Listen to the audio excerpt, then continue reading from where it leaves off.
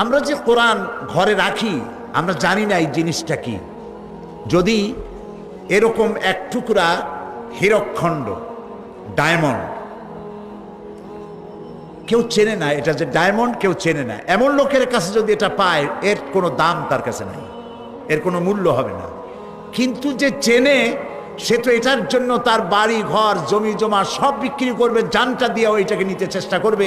যেহেতু এইটাকে কিনতে গেলে, এই ওজনের একটা ডায়মন্ড কিনতে গেলে কয়েক বিলিয়ন ডলারের প্রয়োজন হবে, এই ওজনের একটা ডায়মন্ড কিনতে গেলে।